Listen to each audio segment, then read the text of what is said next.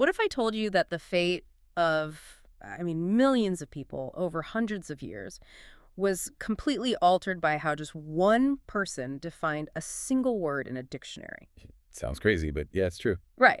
So if you grab a copy of Noah Webster's 1828 American Dictionary and look up the word American, the definition actually doesn't describe a citizen of the United States. Not at all. It specifically defines an American as the indigenous, quote, copper-colored aboriginals found by Europeans. And that's it. But over time, the definition of that one word just migrated. First, it shifted to mean the European colonizers, and finally, it became this statutory political identity. And that slow migration of a single definition, that was part of a much larger strategy used to rewrite the reality of an entire continent. Exactly. It really highlights how language isn't just descriptive, In the hands of a government or an empire, language is structural. It is the invisible architecture that builds our entire modern world. And that invisible architecture is exactly what we are unpacking in today's deep dive. We're looking at a fascinating stack of sources to figure out how centuries-old religious texts, colonial decrees, and, legal definitions actually built the concepts of property, power, and even our own personal identities. We have some really incredible materials today. We do. We are pulling from Noah Webster's dictionary, documents tracking the translation of the King James Bible into English common law, landmark U.S. and U.K. Supreme Court cases, the 1933 Portuguese Constitution, and this is my favorite part, some highly classified diplomatic telegrams from 1968. Yeah, those telegrams are fascinating. Now, just a quick note before we get deep into the weeds here. These historical sources deal heavily with colonialism, race, religion, and wildly differing political ideologies, right? From the far left to the far right. We are strictly impartial guides here. We are not taking sides or endorsing any of the viewpoints or actions described in these historical documents. Right. Our mission is simply to report the factual content and the ideas contained within the original source material. We just want to help you understand how this history was actually constructed. Because to understand how empires construct history and, well, conquer the globe, you really have to start with the most foundational concept of all, which is how they defined what it meant to own something. Okay, let's unpack this, because property law always sounds really dry until you realize it's basically the operating system for who has power. Oh, 100%. Think about renting an apartment, right? You possess the apartment, Yeah. You hold the keys, your furniture is in there, you sleep there every night, you have physical occupancy. But you do not own it. The landlord holds the ultimate title. And that distinction, that split between possession and sovereign title, is the absolute bedrock of English common law. Oh. And what's fascinating here is where that legal distinction actually comes from. Right. Our sources show it is deeply, deeply entwined with the moral logic of the King James Bible. Consider Psalm 24.1, which states, "The earth is the Lord's." The theological premise there is that God holds the ultimate original authority and ownership of all creation. Humans, if you look at Genesis 2.15, are not granted ownership. Wait, so what are they granted then? They are granted stewardship. They are explicitly told to dress the garden and keep it. Ah, okay. So in a religious framework, humans are basically the tenants and God is the landlord. Exactly. But how does that jump from like a biblical metaphor into a literal legal system applied by human courts? Well, it happens through the concept of the sovereign. In English common law, that biblical framework is translated into a secular legal structure. The crown, so the king or queen, steps into the role of the ultimate authority. Oh, wow. Yeah. The sovereign holds the ultimate title to land. So the citizens or subjects, they don't actually own their land outright. They hold property rights or trusts, which carry fiduciary duties. So you get the possession and the use of the property, but legally you are holding it on behalf of the ultimate owner. Precisely. There is this incredible parallel in the sources regarding the concept of nakedness, too. In the biblical narrative of Genesis, Adam and Eve realize their nakedness, right? And that realization, along with their deception, leads to a total loss of their granted estate. Right, they get evicted. Yeah, they are kicked out of the Garden of Eden and left completely exposed. And it's a powerful metaphor for exposure without protection. And that concept maps directly onto property law with a specific term called naked possession. Wait, naked possession? That is an actual, literal, legal term. It really is. It means you have actual physical control of the land, like you are physically standing on it, maybe even building a house on it, but you have no legal title. Wow. You have no recognized legal covering. And because you lack that legal covering, you are entirely vulnerable to the sovereign power. They can sweep in and remove you at any time. But hold on, I'm a bit confused about the underlying logic here. If the entire common law system was heavily influenced by a biblical moral framework, a framework that explicitly has rules like, thou shalt not steal, and warns against bearing false witness, Right. how did these same legal systems justify arriving on foreign shores and just taking land from native populations who were already physically living there? I mean, wouldn't taking that land be a direct violation of their own moral code? It is a massive contradiction. And to solve that moral and legal problem, the legal system had to pull a justification from outside the common law. They imported something called the Doctrine of Discovery. Okay, so how does that actually work in practice? Well, what's fascinating here is looking at the 1823 U.S. Supreme Court case, Johnson v. Emmentosh. This is where Chief Justice John Marshall formally embedded the Doctrine of Discovery into American property law. 1823, okay. Right. And to justify who actually owned the land in the United States, Marshall's court looked backward to 15th century colonial rationales.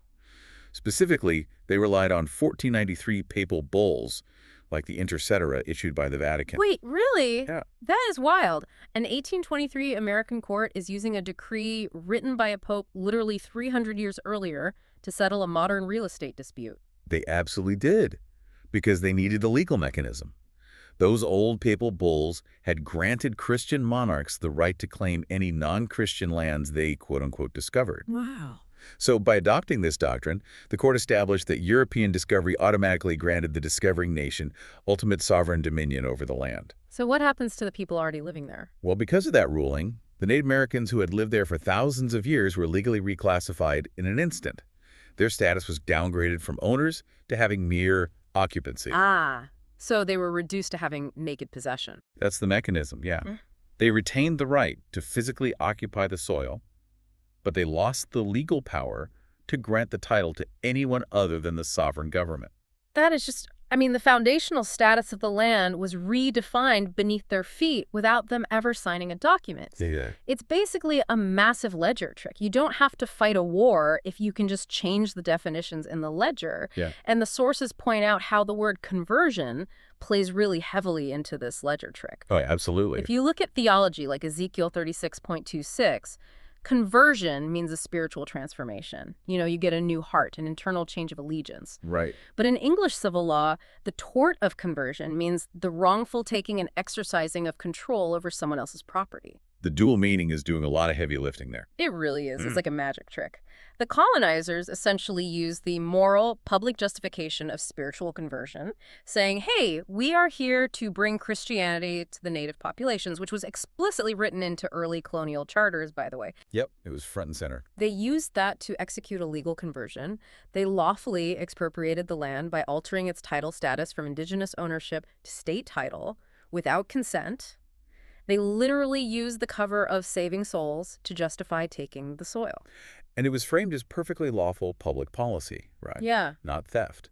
Now, it's really important to note that modern institutions have acknowledged this. Right. Courts today have largely moved away from the Doctrine of Discovery. Yeah. In Canada, for example, the Supreme Court in the Silkwood case affirmed that Aboriginal title is a robust, modern legal right grounded in historic occupation. Oh, that's a big shift. It is. It requires explicit consent or extreme, justifiable legal circumstances to infringe upon now.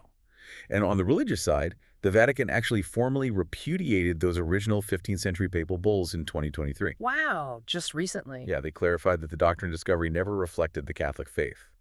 So the doctrine's legal force is largely a relic today, but its historical impact, it's at the foundation for global property rights. Okay, so once an empire uses a legal ledger trick to redefine who owns the land, it seems inevitable that they have to start redefining the people living on that land in order to maintain control. Yeah, that is the natural next step in administrative engineering.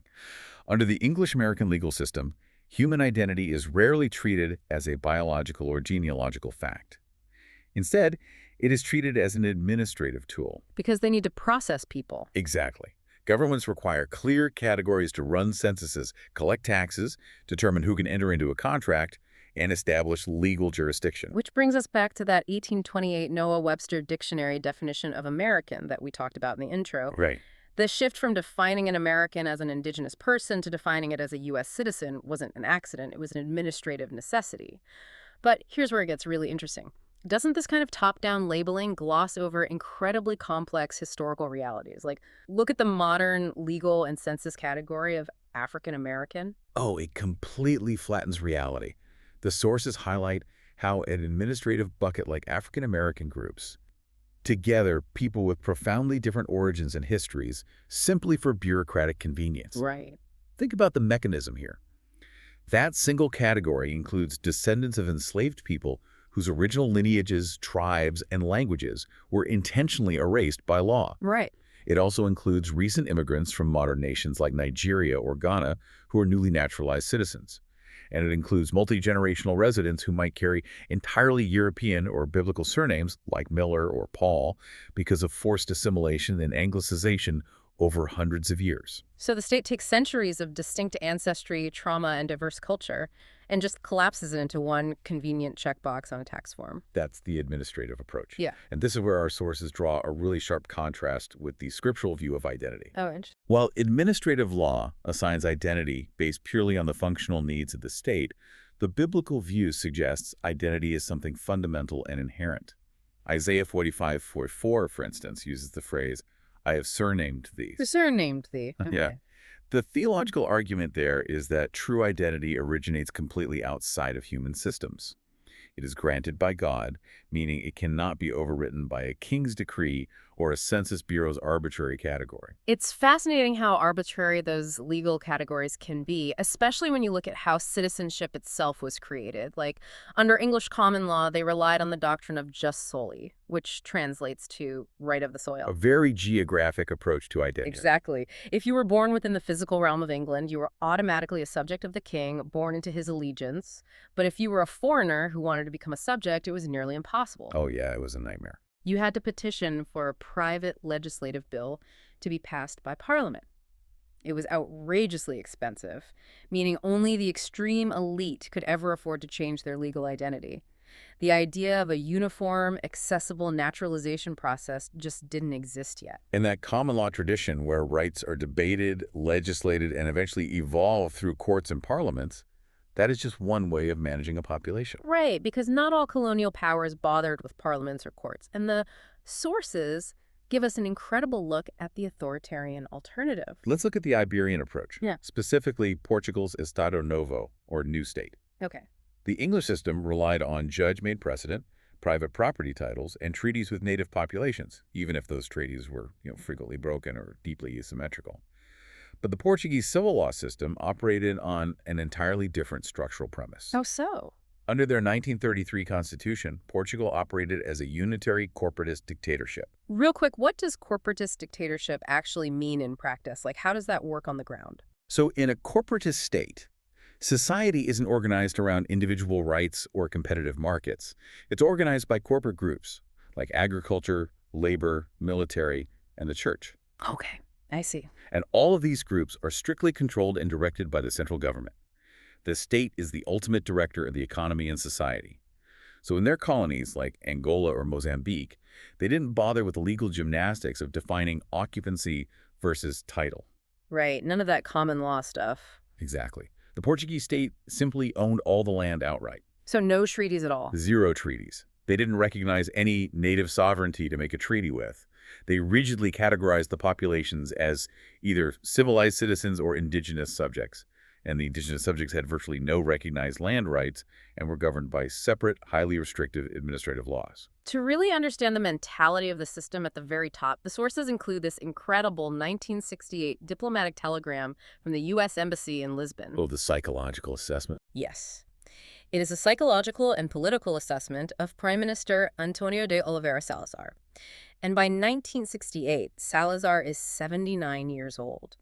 He has been ruling Portugal with an absolute iron fist for 40 years. Which is an incredibly long time to hold absolute power. Seriously. And the American diplomats describe him as defensive, deeply stubborn, and highly critical of the United States. He was particularly mocking the U.S. for having what he called insoluble racial problems. He was entirely insulated. Yeah. He was convinced that his top-down authoritarian vision was the absolute only way to maintain societal order. And the telegram tells this amazing story about how he handled a public transit strike in Lisbon. It's basically a masterclass in how dictatorships function day to day. The transit workers did a folded arms protest. I love this example. Right. So they kept the trams running so the city wouldn't shut down, but they refused to collect fares from the passengers. It's brilliant because it hurts the company's bottom line without turning the public against the workers. Exactly. It's a genius move. So how does the absolute dictator solve this? Salazar's government steps in and issues a decree forcing the transit company, which happened to be British-owned, to immediately pay the workers' wage demands out of their own pockets. Wow. The problem vanishes overnight. The workers get paid, they are thrilled, and they actually start wearing little Salazar buttons on their uniforms. He basically bribed them for their loyalty using someone else's money. It's like an aging CEO refusing to step down while the board nervously watches. Right, but if we connect this to the bigger picture, the U.S. Embassy diplomats flagged that as a massive structural flaw. Also, Think about the mechanism there. You cannot run a country by endlessly mandating wage increases by fiat without the underlying economic reality eventually catching up to you. right. It's like a pressure cooker without a release valve. That is the perfect analogy. Yeah. And that is the inherent flaw of the Estado Novo. It was structurally brittle. The telegram notes that the Portuguese elite were terrified by the May 1968 student and labor protests that were paralyzing France at the time. Why were they so scared of protests in another country? They were terrified because they knew that a strong man system is incapable of adapting to stress. When the pressure builds in a dictatorship, it doesn't bend or evolve, it shatters. Contrast that with the English common law system. Right. Despite its brutal history of colonial injustices, the common law system had built-in release valves. Parliaments could debate and change statutes, and courts could hear new cases to overturn outdated doctrines. Which raises an obvious question for me. If the English system had these democratic release valves, how did they actually build them? Historically, English monarchs like Henry VIII or Charles I had just as much arbitrary, absolute power as a 20th century dictator like Salazar, right? Absolutely. So how did the English successfully rein in their own absolute rulers? They did it by slowly dismantling a constitutional concept known as the royal prerogative. The royal prerogative is the collection of residual executive powers held by the crown. Originally, these were the absolute unchecked powers of the monarch. The power to declare war, the power to make foreign treaties, to pardon criminals, or to seize property. Basically, powers the king could just use on a Tuesday without asking anyone's permission. Exactly. No parliamentary vote, no new laws required. But over centuries, stretching from the Magna Carta in 1215 all the way through the Bill of Rights in 1689, Parliament waged a slow war of attrition against these powers. So they chipped away at it. Yes. They steadily stripped the prerogative away, replacing the king's arbitrary will with written statutory law. And the sources highlight a massive turning point in how the courts enforced this. The De Keyser's Royal Hotel case from 1920. This is a foundational case for modern constitutional law.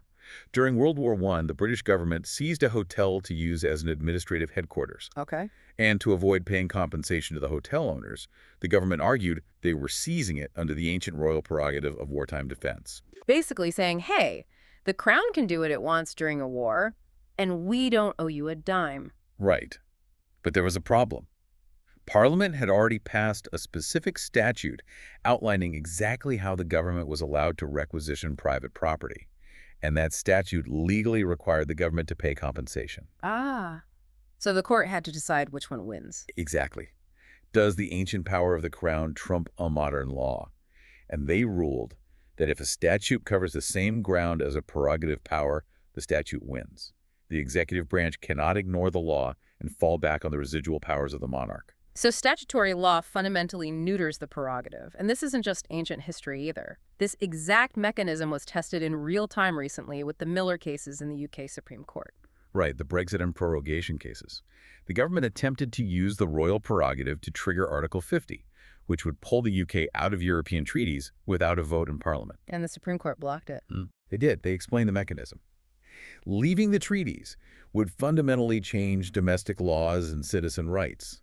And under the English Constitution, only Parliament has the power to change the law. That makes sense. Later, when the Prime Minister tried to use the prerogative to prorogue or suspend Parliament for 5 weeks to avoid debate, the Supreme Court struck that down as well. They ruled that executive power cannot be used to frustrate the constitutional functions of the legislature. Okay, I follow the logic that the Crown's power has been severely limited by Parliament. But if that's true, why do we still see things like Royal charters. So that's a great question. Because the BBC operates under a royal charter. Massive universities like Oxford and Cambridge operate under them. If the monarch's arbitrary power is gone, why are they still handing out these charters like it's 1492? It's an important distinction. A royal charter is an executive grant that creates a legal corporation. It magically turns a loose association of people into a single legal entity with a perpetual existence. Historically, yes, kings used this to found entire colonial monopolies or cities. Today, these charters are still granted to universities or charities, largely because they carry immense historical prestige. It's the ultimate branding. It says you are a very legitimate institution. It is excellent branding. Yeah. But, and this is the crucial legal shift, granting a charter today is no longer an exercise of absolute power. The process is entirely subject to judicial review. So you can challenge it. Exactly. Yeah. If the government violates its own administrative policies in awarding one, they could be sued. And, more importantly, any chartered body must operate strictly within the general law of the land. An act of parliament can override, amend, or revoke a royal charter at any moment. The crown is no longer operating above the law. The prerogative is trapped entirely underneath the umbrella of parliamentary sovereignty. Wow. So, bringing this all together for you listening, think about the passport in your pocket. Think about the deed to your house or the racial, national, and gender boxes you are forced to check on a government census form. None of these things are forces of nature. They are not biological realities. They are highly engineered, constructed legal fictions. They are the inherited result of a messy, centuries-long collision between biblical moral interpretations, medieval common law workarounds, and the bureaucratic needs of colonial empires just trying to organize the world. They are the shadows cast by old texts. And understanding that mechanism leaves us with a really critical question for the future. What's that? For centuries, our legal identities and our property rights were defined by kings, popes, parliaments, and judges, using paper charters and printed dictionaries. But as we move rapidly into a completely new era, an era of decentralized ledgers, blockchain technology, and AI-driven algorithmic administration, who, or what, will have the sovereign authority to define your legal identity and your property rights tomorrow. That is a completely new architecture being built right in front of us. It's definitely something to think about. Thank you for joining us on this deep dive. Keep questioning the invisible structures around you, and we'll see you next time.